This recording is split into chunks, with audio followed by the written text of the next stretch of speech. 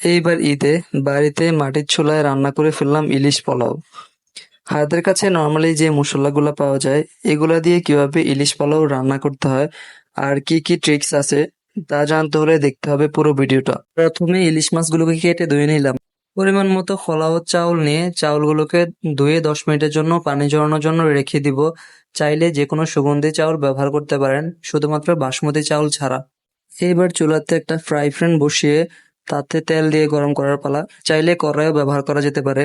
এখন দিয়ে দিব আগে থেকে বেটে রাখা পেঁয়াজ 2 কাপ পরিমাণ মতো।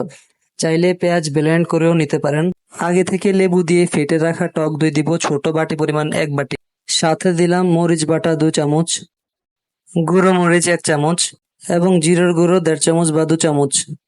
তারপর মশলাগুলো ভালোভাবে নেড়েচেড়ে 5 মিনিট কষিয়ে মাছগুলো একে একে মশলার উপর দিয়ে দিব। দিয়ে দিলাম স্বাদ মতো লবণ। তারপর মাছগুলোকে রান্না করার জন্য 8 থেকে 10 মিনিট ঢাকনা দিয়ে ঢেকে রাখবো। এইবার দিয়ে দিলাম আগে থেকে তৈরি করা পেঁয়াজ বেরেস্তা।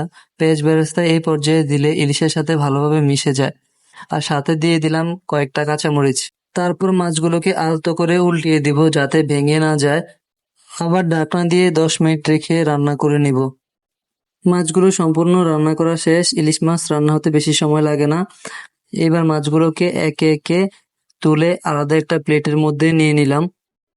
আলাদা একটা পাত্র নিয়ে এটাতে তেল গরম করতে দেওয়ার পালা। তেল গরম শেষে পেঁয়াজ কুচি দিয়ে দিলাম।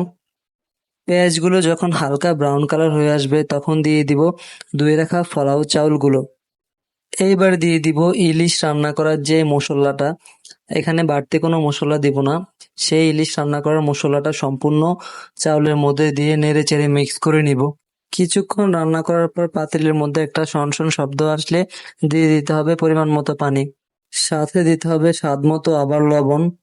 এইবার ফলোয়ার পাতিলটাকে ঢাকনা দিয়ে ঢেকে দিব এবং মাঝে মধ্যে উল্টিয়ে পাল্টিয়ে দিব। তারপর পানি শুকানো পর্যন্ত অপেক্ষা করব। মোটামুটি পানি শুকিয়ে যখন চাউলটা মোটামুটি ঝরঝরা হয়ে যাবে তখনই মূলত মাছগুলো দেওয়ার পালা।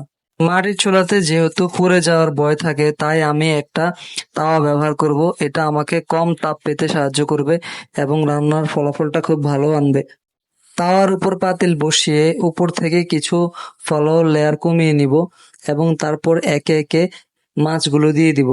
মাছগুলো দেওয়ার পরে আবার পুনরায় ফলাও দিয়ে ঢেকে দিব যাতে করে পুরো ফলাওর মধ্যে ইলিশের ঘ্রাণটা ছড়িয়ে পড়ে এবং প্রায় 15-20 মিনিটের মতো চুলার উপর পাতিল রেখে দিব।